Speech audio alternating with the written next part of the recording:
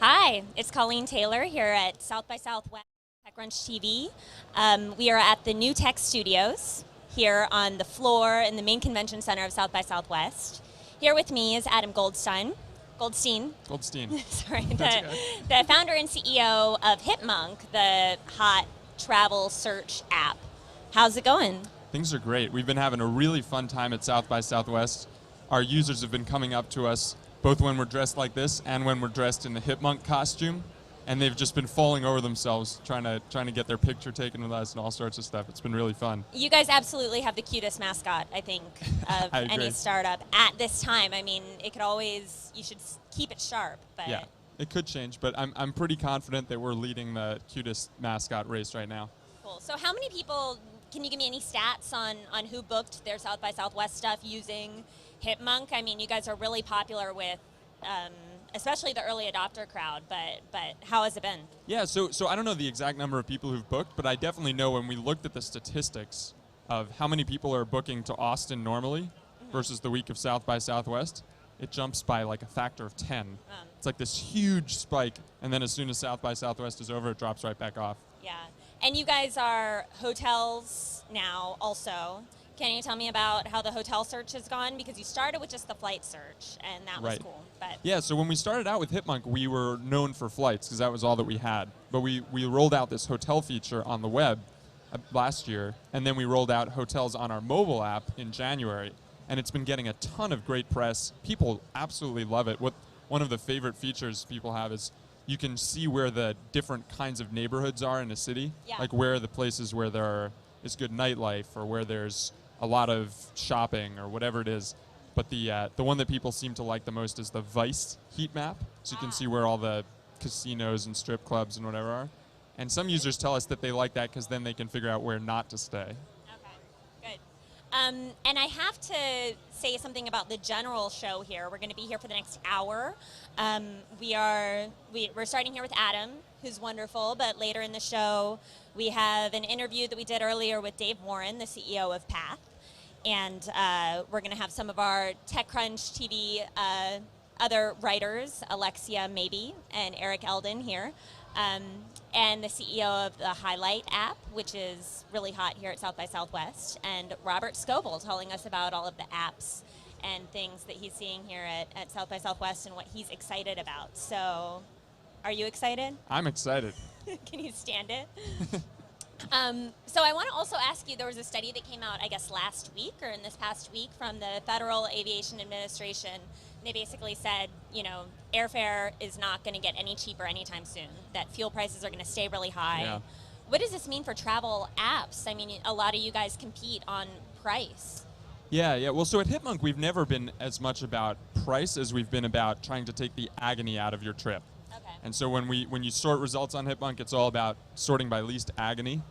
And so, you know, our users aren't usually buying the cheapest flight. But definitely it's true that fares have gone up, and it seems like they're not going down. I mean, the price of fuel is really high, and a lot of airlines have merged up and cut down on the number of flights, so there's just less competition. Yeah, it's kind of scary. I'm trying to get all my travel in now, basically. Nice. And I also want to ask you about mobile. I mean, you guys have some pretty good mobile apps. I personally like them. You have it on the iPad, Android, iPhone. How are those going? Great. Actually, we had a really cool milestone in January where, for the first time, our mobile usage exceeded our web usage in a given day, which was really cool. And what we're trying to do is bring more and more attention to people, because we think that if people start their search on our mobile app, even if they're not booking right then and there, they're at least discovering Hipmunk, and then they'll tell their friends about it, or then they'll continue their purchase online or whatever it is. It's a great way to get people introduced to the brand. And so what's next for you guys? What are you going to be doing over the next few months and the next year? Yeah, well, so the focus right now is really on getting that mobile app even better. Okay. We want it to be at least as useful and hopefully even more useful than the website. So there are a whole bunch of things that, you know, we've been building into it, from hotels to the ability to email that trip information to your friends, you know, the even tighter integration between our user accounts on the web and on the mobile app. So there's a lot of stuff to finish up with that. And then, you know, we're focused on flights and hotels for now, but eventually we'll move on to things like car rentals and all that other stuff too. Cool. And I know you're busy. You're working on Hipmunk. You're dressing up in the Hipmunk costume here at South by tonight, I guess. Yeah, tonight. But is there anything else that has caught your eye here at the conference? Is there anything you're excited about or any apps you're using? Well, I've heard a lot about these highlight guys who are going to be on later. Yeah. I haven't used it myself, but I have to give it a shot right after this. Okay, yeah. Cool. And do you have any sort of advice for any entrepreneurs who might be looking to get their app to take off? I mean, you guys had a lot of success pretty quickly. What would you say to people? I think it's all due to that cute logo. Yeah, get a cute logo in your set. That's great advice. Thank you so much, Adam, for being here with us. And so right now we're going to cut. We talked to Dave Morin yesterday here at South by Southwest. We got him up very early in the morning, and he came to talk to us about Path. And you can watch that right now.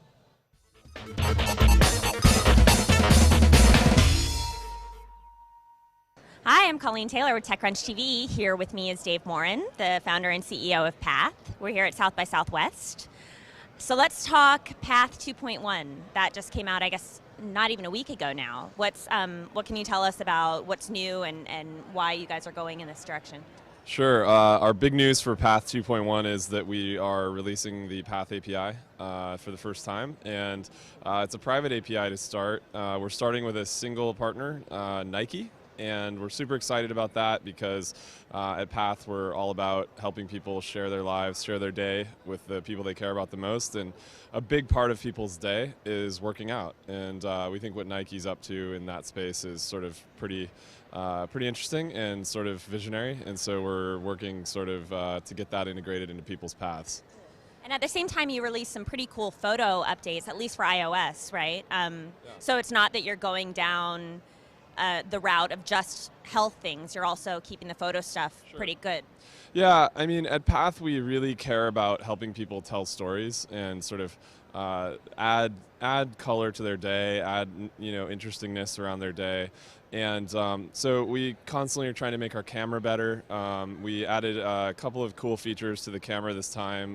One was focus and exposure, so you can now split the focus into a focus and exposure meter and sort of do those two things in tandem, which is pretty cool. Also, we added some new filters, so the newest one is called POW. It makes your photos look like a comic book, which is fun. And then we also improved the music stories and the ability to capture music. So with the new feature we call Music Match, we worked with, in partnership actually with Grace Note. And so now you can listen to a song that you hear and find out what it is and then put it into your path. Yeah. So on all fronts, it seems like it's developing new features to the app everywhere now. Yeah, I mean, we really are focused on helping people tell more of their stories. The Nike stuff we're really excited about.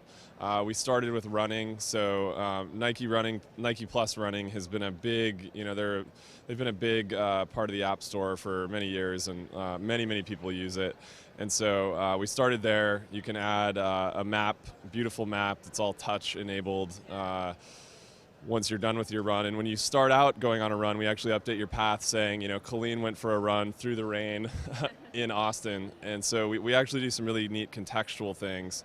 And as people respond to it, you actually can get cheers in your headphones as you're running, which is nice because we focus a lot on getting people real-time feedback at Path. So we think that getting real-time sort of cheers from your family is going to be a fun thing. And then we're also really excited about the Nike Plus Fuel Band, and we'll be rolling that out in a couple of weeks. And that's, I think, particularly interesting because, I run a little bit, but not as much as some other people, and the Fuel Band is really neat because anyone can wear it, and it gives you just a slight bit more data about your day. And that might help you make better decisions for tomorrow. And so I think we're going to do some neat stuff with that, so I'm excited to roll that out in a couple weeks as well. And so do you have any timeline on when you think you'll eventually open up a public API? I mean, that seems like it's in your sights, or that's a goal of yours, which is different from, I guess, Google+. Vic Gundotra, he's said here at South by Southwest that that's not something that he wants to do. I mean, what do you think about just API in general, and where does it make sense for Path? For us, we're so focused on quality. We we really want people to get the content, so the moments on Path in real time. We want to make the feed less noisy by curating the list of people you're connected to, right? So on Path, we ask you to connect to less people, not more. And so that makes it so that you can read every story in the feed. And for us, it's about making sure that each one of those stories is worth reading and that they represent big pieces of people's days and things like that. And so we're sort of approaching the API from a quality-driven standpoint. We want to work with some of the best developers in the App Store and on Android to sort of help people, whether it's a game that they play a lot during the day or a app that helps them, be more healthy, or other applications which are big parts of people's days. We want to get those into people's paths in a way that they appreciate and in a way that's high quality. And so doing that, I think, requires a little bit of design and collaboration between us and these other folks. And so we're starting out that way, but our eye is certainly on opening it to everyone sooner or later. But even if and when we do that, it'll probably be a lot more sort of the Apple approach to making sure that we sort of help people get things to the quality that Path users are looking for. So. And so I know you're focused obviously on Path all the time, but have you seen any cool apps recently or anything here at South by Southwest that you've been sort of excited about or using? It's probably cliche, but I really love what Paul's doing with Highlight. And yeah, that's an idea that I've way back in the Facebook days, we used to work on a lot of what people have in common with each other. And I think that mobile sort of provides an opportunity to do that kind of, you could call it people discovery, but it's just sort of making the world around you sort of have less friction. Yeah. Like the idea that everyone's someone you could talk to if you knew what you had in common with them is kind of interesting. And so I really appreciate what Paul's doing. So. And any thoughts on the Facebook IPO and how that might affect like the larger startup ecosystem? Is there any talk? I mean, I'm sure you talk to entrepreneurs all the time. Sure. I think that it's a really good thing. If you sort of step back for a minute and think about technology as a whole, I think it's important that we have our stars and our best companies sort of going out and becoming public, something that the world can interact with and support. I mean, that's really what the process of going public is about, is sort of saying to people, we want everyone to be involved on sort of every vector. And so I think that it's good that there's, that it's beginning to happen again. I mean, there was a big number of years where many tech companies were not going public. So I think it's a good step forward, and hopefully Facebook begins to pave the way for more tech companies to be real sort of very large public entities, and I think it's an important step. So speaking of which, are you guys raising another round of funding? What's going on at the corporate level at Path? We don't talk about that publicly, but it's something that we're certainly thinking about, and we'll come back and talk to you about it if and when we do it. Cool. So that sounds good. So anything next over the next couple months? I mean, you guys just put out 2.1, but is there anything you could tell me about what's next for the app? Just a lot of thinking about our API and working with more partners. We've got a few more lined up in the queue that we're pretty excited about. So we'll probably, very carefully craft each one of them, and so those things are pretty exciting. And other than that, we like keeping things a secret until we launch it. So, but we got a lot more cool stuff coming. Great. Well, thanks, Dave. Thanks for talking to us. Of course. It's Eric Eldon with TechCrunch interviewing Paul Davidson, the founder of Highlight today. And he's here with me to explain exactly what's going on with him in the middle of all of this craziness. So Paul, tell us, what was your game plan for getting in here? What was your plan? You knew it was going to be crazy. Yeah. What did you do? What were the steps you take to design your app for South by? Yeah, so we just launched Highlight about 6 weeks ago, and we didn't really know what to expect because we were really excited. We've been planning and thinking about this for so long, but we launched it and it went really well. And so only at that point did we look at this and say, oh man, we should probably be at South by, because it's funny because it's a perfect showcase for this sort of product, but at the same time, it's a bit of an unnatural environment, right? Right.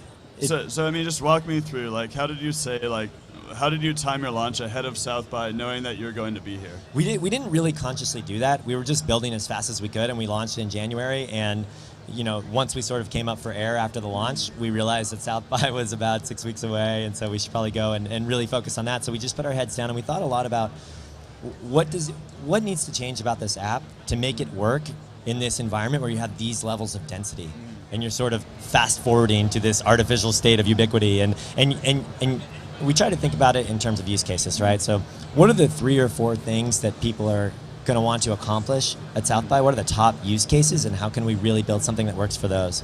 So those might be, I just met you, and I want to pull up your profile. Well, wait, just back up a second and tell me, like, how you've designed it to work normally, and just, like, before you even had to adapt, like, how should people be using it before they get to South by, or after they get to absolutely. leave So South by? So the basic idea behind it is that Highlight helps me learn more about the people who are around me and the people who have been around me. And in a really simplified way, I'd say, if you've installed Highlight, and I've also installed Highlight, and you're standing near me, your profile will show up on my phone. Right. I can see your photo, your name, mutual friends, all these things, and I can see a history of all the times we crossed paths before. Right. And so the way it was working prior to South by is that you'd have a bunch of people in the city using it, and as you would go about your day, you'd be walking down the street and your phone would vibrate and it would tell you that there's someone interesting near you, and you'd look at your phone and you can learn about them. Or if I was talking to you at a party and you happen to be on Highlight, I could see who we knew in common and learn more about you. And we designed this for the sort of current levels of density, and it's a great experience if you're living in a city where... What's the difference in the density between normal life, say, in San Francisco? Maybe that's not normal it's in general, orders but of magnitude different, okay, right? and so you run into all these problems, like thousands of people versus 10 people.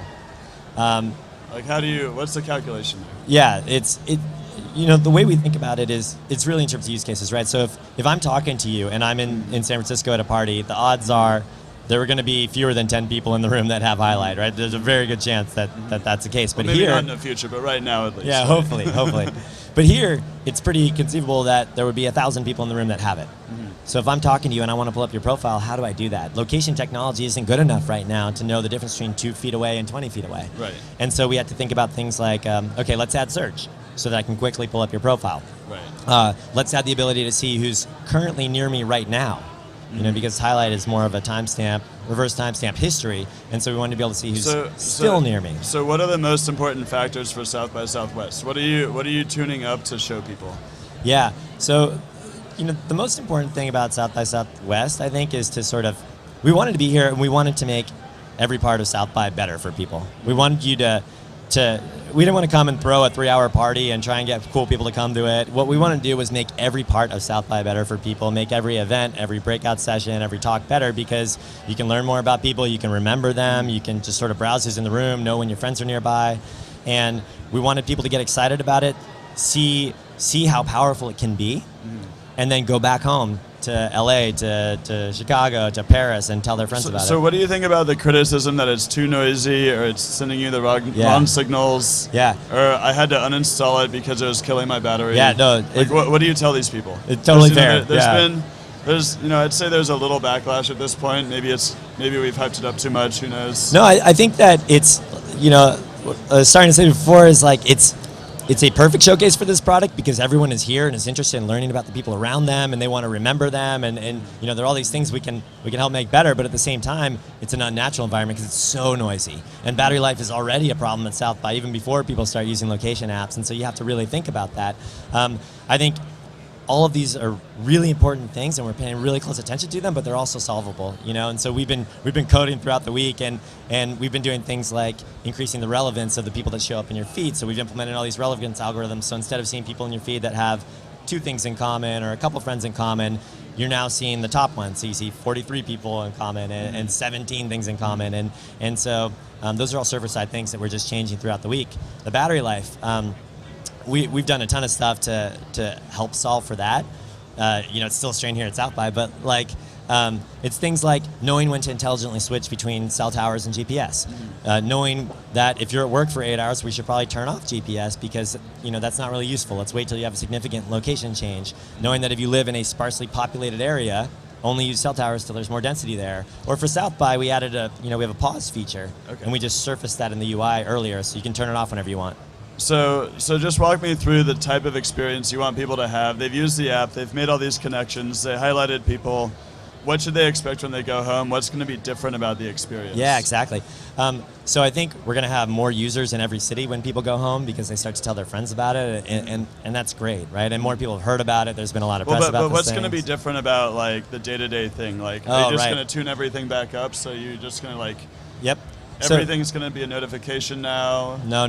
How's that going to be? I think that what we've tried to do is throttle notifications here so that even if there are more potential notifications, you're still getting about the same amount, they'll just be higher quality. I think when people go back home, there's less of it. What's the right amount of notifications? We're changing it every day. We're learning every day. What are you settling on right now? Like 10, 20, 30, 100, yeah, 200? No.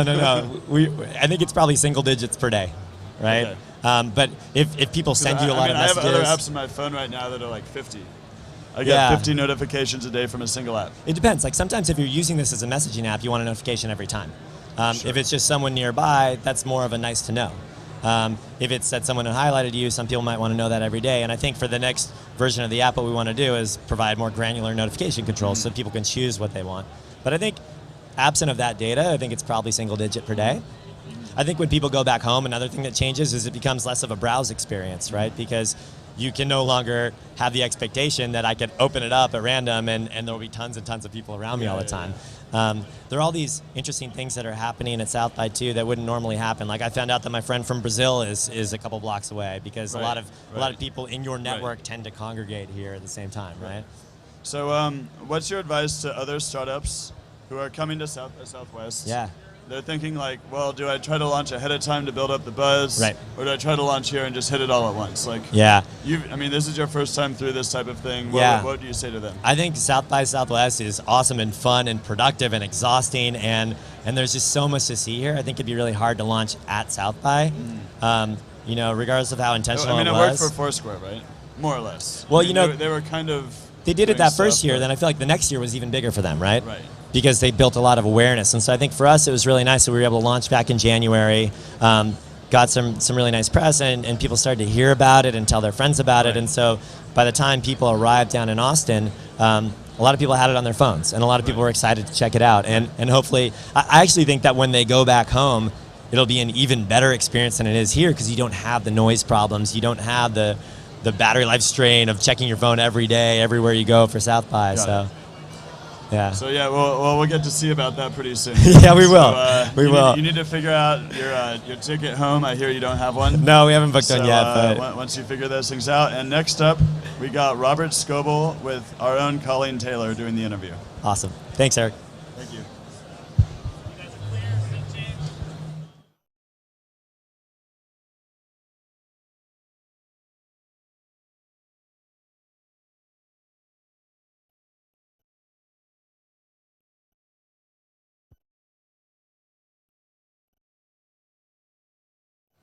Here we are. We're live at South by Southwest, TechCrunch TV with Scobleizer, Robert Scoble. How's it going? I'm doing great.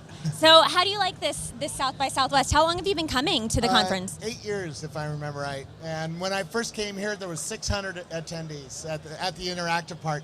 And back then, music and film were far bigger than the interactive. We were just the geeks off in the corner, and now we've taken over the whole city. It's true. Yeah. Do you still like it though? I mean, it's different.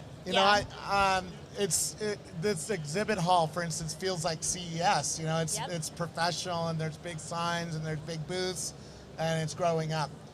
When we first started coming here, there were just little card tables, and people and entrepreneurs would have their little tables. I like it, but I miss the old days too. Yeah. It's like having a hole-in-the-wall restaurant all to yourself that's really great, and then it gets popular and you have to wait in lines to get in the restaurant. So. But the food is still good. The food is still good, and it's still now it's a place that you have to go to if you're a journalist or a company or a venture capitalist. I'm seeing. Well, I had breakfast with the guy who runs Al Jazeera online, right? And that wasn't true 6 years ago, right? Yeah. Those kinds of people didn't show up. Mostly 6, 7, 8 years ago was web designers. People like Jeffrey Zeldman, who just won a huge award here, right, at a Lifetime Achievement Award. Yeah. Those were the guys who hung out at the picnic tables with us 8 years ago and talked about web design and how to build websites and stuff like that. This is a different conference now. Yeah, great. And I also have to say, for anybody who's watching, tweet at us, South by Southwest Crunch, SXSW Crunch, if you have any questions for Scoble or me or anybody else. And I want to ask you, you came down on the startup bus, Yes. or part of the way at least. Yes. How was that? It was fun. I was on the San Francisco bus. And by the way, the team on the San Francisco bus won, but there was 10 buses from around the country and Mexico. Right. So all driving here. And as they drove here, people grouped up and built companies. Yeah. And it was, it's an interesting experience to try to build a company in 3 days. You have to come up with an idea. You have to pitch it to other people. You have to come up with a company name. You have to come up with a logo. You have to come up with the website and all that. And prepare yourself to go in front of professional judges, Dave McClure and there was 10 or 15 different judges, VCs, that you had to pitch to at the end. And that's a very interesting process. For anybody who thinks that sounds crazy, it really is great networking.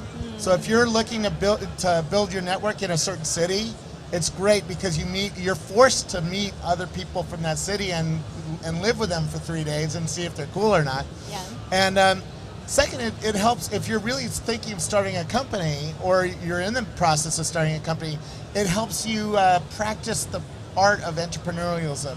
It really forces you to make decisions quickly and convince other people that you're right. And that's a tough skill, but it's a skill that it's exercised. It can be improved. And so you're the startup hound, and you see this stuff every day. You get pitches all the time. I think we were standing on the sidelines, and you got like 3 pitches in a few minutes. Yep. What do you think is the next big thing? Well, the one that just left, Highlight, is definitely the hot thing at this show. I've collected 500 people that have been within 100 yards of me on Highlight already, which shows how fast it grows. It's amazing. By the way, I was on this panel this morning about events, and it's amazing how fast things move now. Yeah. We expect things to get to 200,000 users in the first week or two to be seen as hot. And it better not fall over. And it better not fall over. Yeah. Remember, Twitter took, and people in the industry forget this, Twitter took 6 months to get to 15,000 users. Wow, that's right? amazing. And this world is moving much, much faster, and that's why the stakes are bigger. This is a bigger industry. And I think that's the lesson of South by Southwest. This is a dramatically bigger industry than it was even 3 years ago. Yeah. And I know you were talking about some other super high-tech stuff. I mean, thinking out a little further than this South by Southwest. You're talking about facial recognition apps and these things. Well, and Highlight is a piece of that. Yeah. The fact that we now have Facebook, we have an identity system where all of our friends and everybody in the world, how many people in this crowd are not on Facebook? Probably less than 0.01%, right? Yeah. We all have smartphones, really nice, high quality computers with a screen that's really nice, that's always on. When Twitter got hot here, AT&T went down almost all day. It was hard to use. Yeah. Here, I've been on all day long and not had a connectivity problem. And third, we're changing our behavior. We're changing our understanding of what social networks are. We're moving that freaky line, along. And now we have things like face.com, which is being shown here, where I can point my phone at you and it recognizes that it's you and pulls up your Facebook page, right? Yeah. So take those 3 things further, like another 18 months, when Google is supposedly working on these glasses in their new top secret lab. What if I could look at you and it would tell me stuff about you? It would tell me your highlight information or your Facebook. What if it could tell me where the great barbecue is? Or what if I could talk to the glasses and ask it to help me navigate around the world? Where is the Rackspace booth, which is back there? And it could maybe navigate me there, right? this is going to be an interesting world to watch evolve over the next 3 years. Cool. And speaking of Rackspace, really quickly, you didn't really get a Rackspace big tattoo on your, or are those Rackspace sleeves?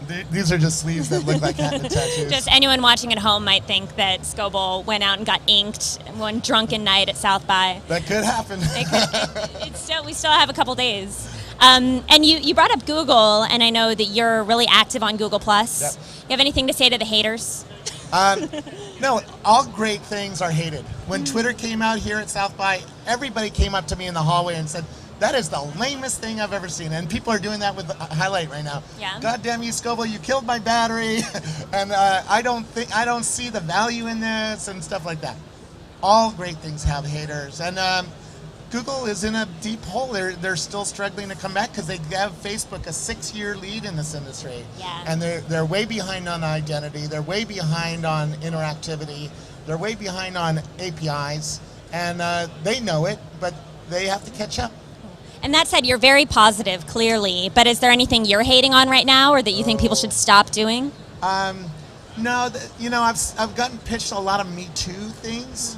It's not that you should stop doing that. I mean, Highlight has 7 competitors, right? So everybody's trying to nail this space because they know something's happening.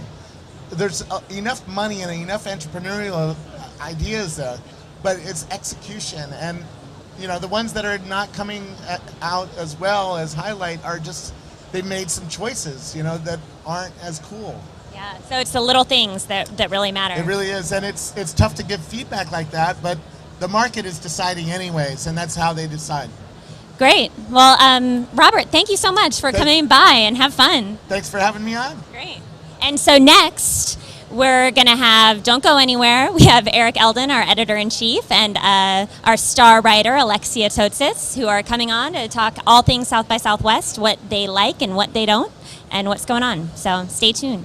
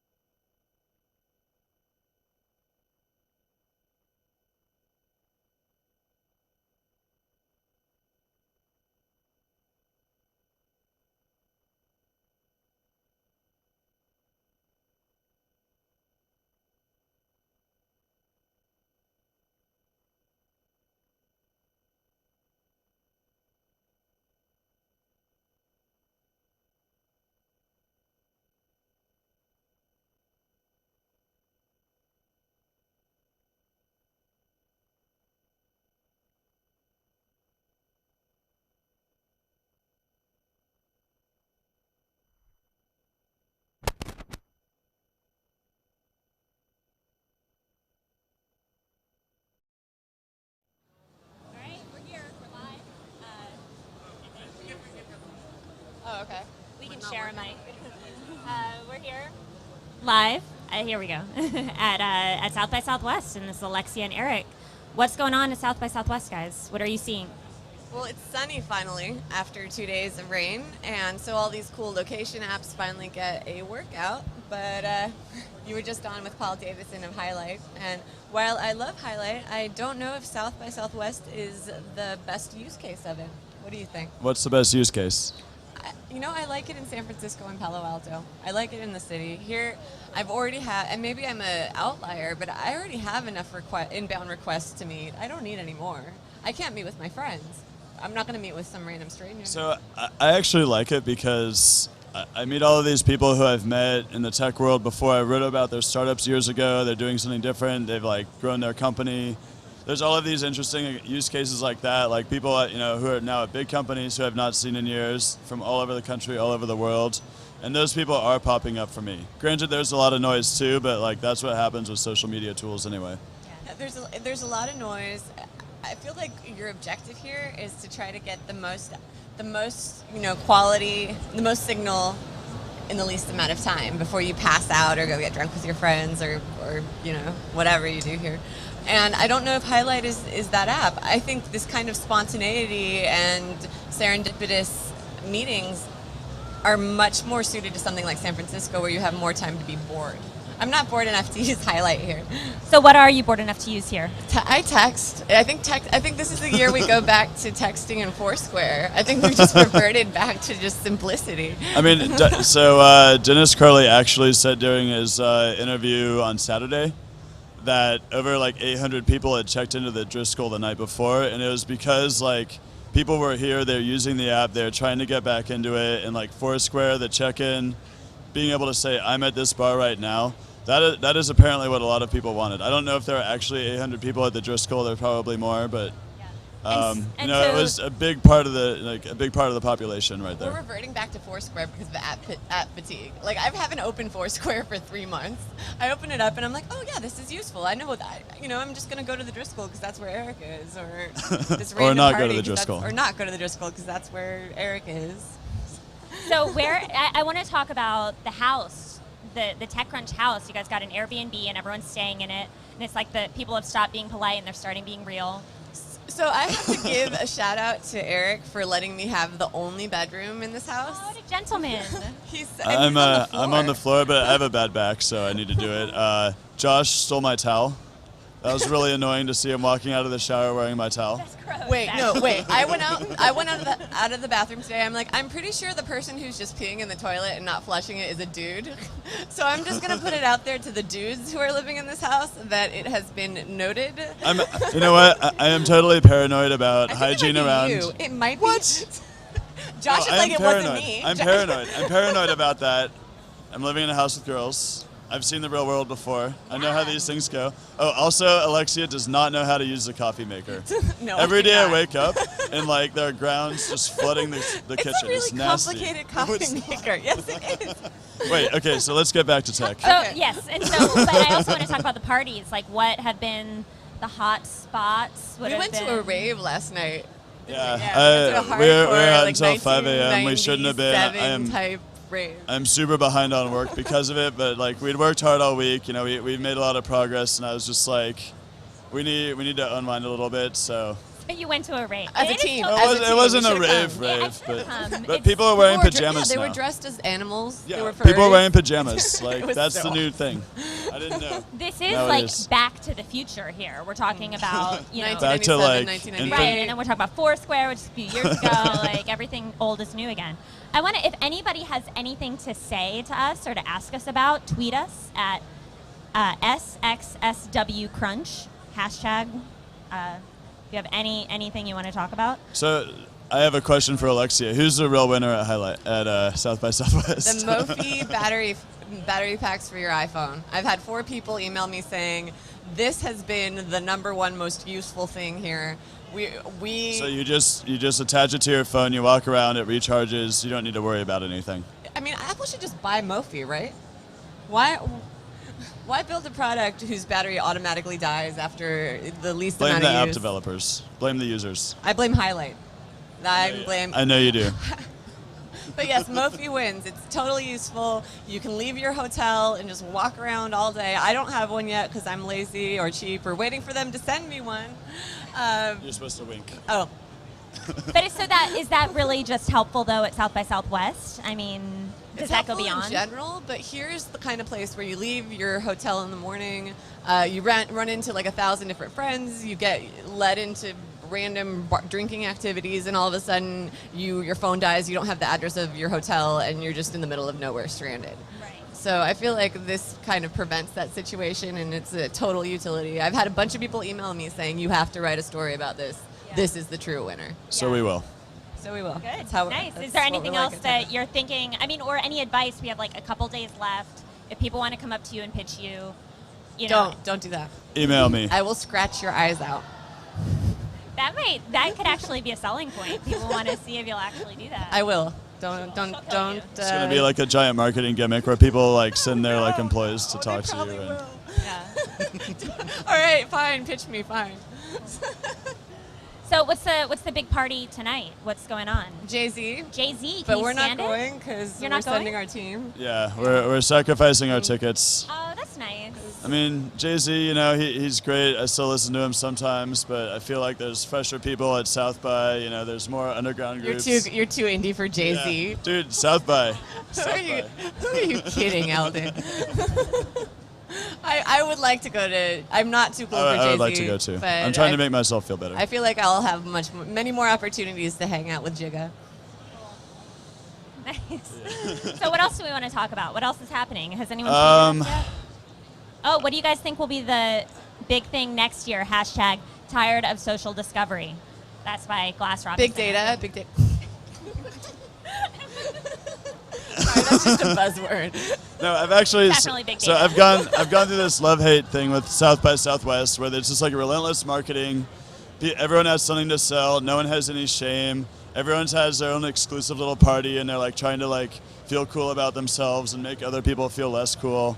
And everyone's doing it. And it's just hilarious. Like there's 1,000 little circles of people feeling smug. So you want more raves? But I'm over it. You know what? I'm raves. over it. I'm like, the world needs things like this. It gets Silicon Valley out of its shell. It gets other people out of their shells. Like, we all just come here. You end up hanging out with random people. Like, sooner or later, people get too drunk to be very good at marketing, and then they shut up and they just like start ranting and whatever. So that's cool. Like, As much as we complain, it's a lot of fun to be here. I would if they told me no, you can't go to South by, even though I wrote that I was sick of it, I'd be like, no, I want to go. What do I have to do? it's truly fun to complain about. It's part of the whole thing. It's like the yearly ritual for me now. I skipped last year, but Right. So that's on the record. Alexia does not actually hate South by. No, I think I even I'm wrote writing that. a post as soon as we're done. Yeah, I don't hate South by. Breaking. I love hate South by. So I'm happy to be here. I'm happy to be sleeping like 3 hours a night. I'm happy to meet people. Yeah. Maybe like I can't answer every email and write every story, but we'll try, you know? Yeah. That's kind of the point. As a blogger, you come here and you're just like, you try to live it all. You try to like meet everyone, you just try to do it, you know? And With fingers on the pulse of media, what's going on? Have you heard anything about Mashable and CNN? Who cares? Nobody? Everybody, though. Who? Everybody. So I was in a everyone's cab talking- and- everyone's asking me what I think. So on the plane here, somebody in back of me was like, the only party I want to go to is the Mashable party. And I'm like, wow, I don't live in that world. No. Like, I'm not in the world of I need to get into the Mashable party, which... there was a huge line last night. I walked past it. I know. Did you see Cashmore? What does he look like? like a I don't think I've ever seen him. Ooh. He's cute. He's a cutie. He's The vest. he looks better than us. He's prettier than both me and Eric Eldon combined. It's true. It's true. Okay, we have one more question from Torba Hacks. What's the next big thing in ed tech? To Alexia. He wants to know what Alexia thinks about education technology. South by Code Southwest. Academy, something like Code Academy. Code All- Academy. Yeah. All of or Treehouse, all the platforms that want people who don't have coding or programming capabilities, who want to get them jobs by teaching them skills that are marketable. Yeah. I'd say don't go to college also. I mean, what a waste. All the cool kids are dropouts. Seriously, it's true. The next big thing in ed tech is not going to college. There you go. Did I answer your question? There. Okay, I think that might have answered his question. All right, I think we're about out of time, and so that is it for our South by Southwest live TechCrunch TV show. Thanks everyone for watching, and we're here at the NewTek studio, which is NewTek is the technology that we use in our TechCrunch TV studio, and we love it. So thank you to NewTek for allowing us to use this space. Peace. And see you next time.